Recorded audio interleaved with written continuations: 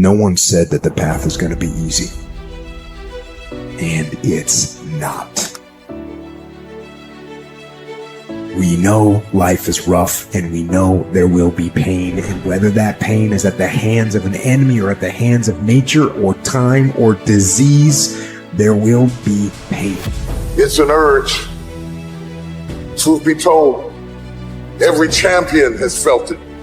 Every president has felt it. Every king has felt it. Every lion has felt it. Every winner has felt it. Every soldier has felt it.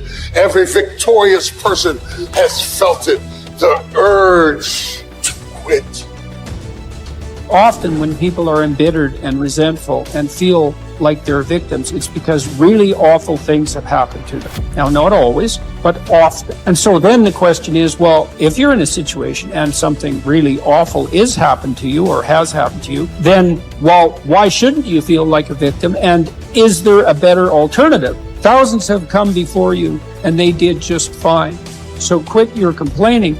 And it's not because you have nothing to complain about. That's not the case. It's that that's not the right approach. The fact is, and this is such an optimistic fact, as well as a judgment in some sense, the fact is that if someone else can do it, so can you.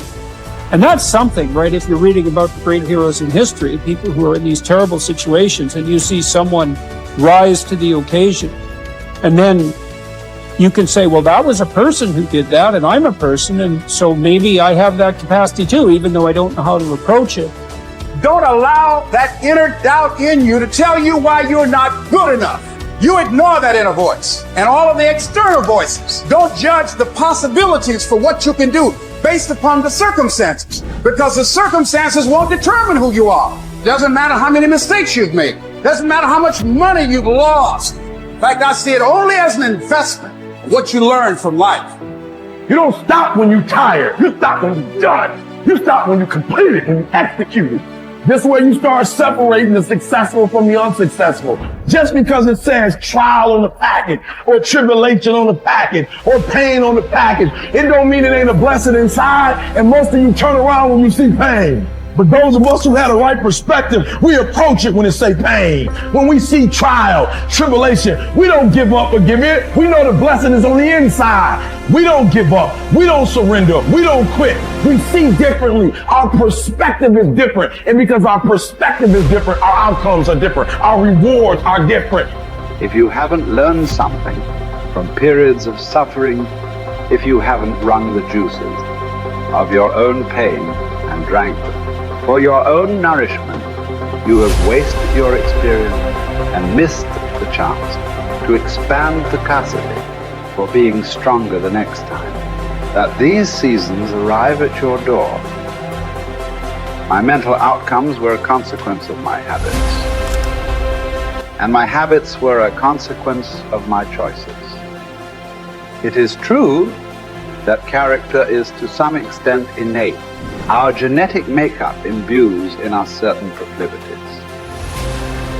But it is as true that character is mostly a consequence of choices. We all make them, and we should make them deliberately with the knowledge that these choices are part of our responsibility toward a purpose other than our own selfish aim. That responsibility is to your family, friends, community, and country. You have purpose in this life. God has you here for a reason. You may not know it, but He does. Your job is to find it. No one else can. You need to understand that your purpose may be great in the eyes of the world, or it may be commonplace and seemingly small. Your purpose might be your family, your children.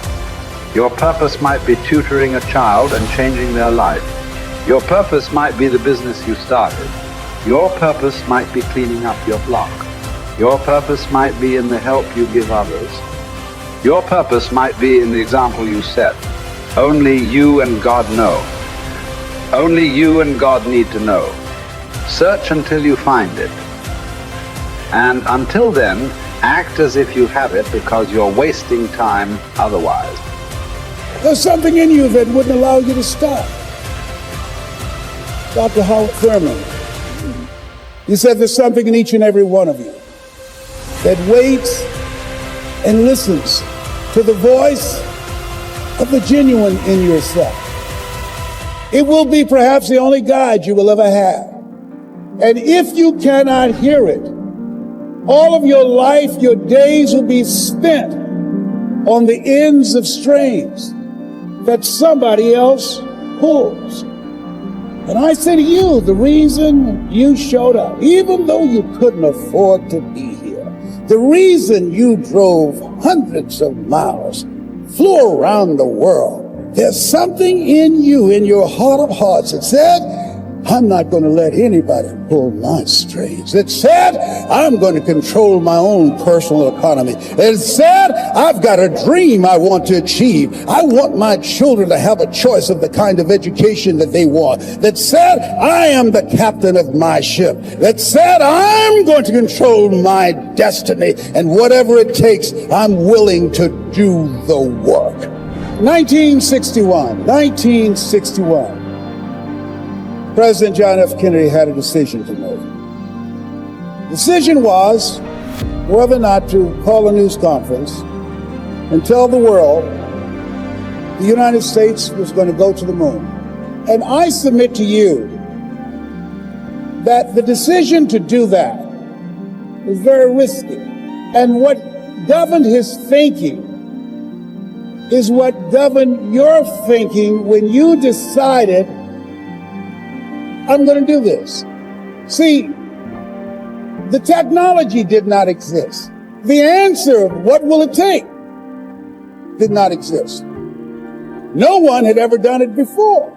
But he made a decision. He looked at Wernher von Braun, the most brilliant scientist of that day.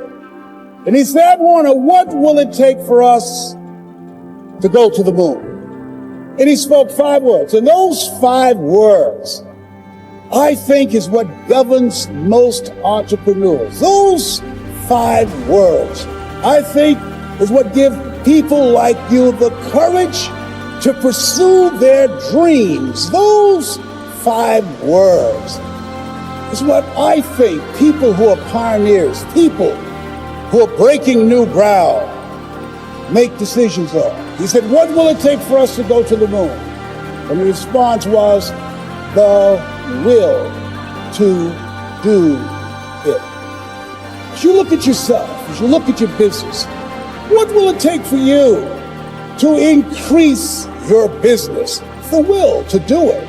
What will it take for you to become more powerful in your presentation skills and be able to increase the number of people to quadruple your business?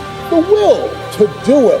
What will it take for you when others are quitting because of the rejections, when others are stopping because they just become so discouraged and they have creditors breathing down their neck and they have family members and friends telling them they're fool? What is it that will allow you to have the mental resiliency to keep on keeping on, to keep your commitment to your commitment? The will to do it. Every time I say it and ask you a question, I want you to say the will to do it. What will it take for you to build your business?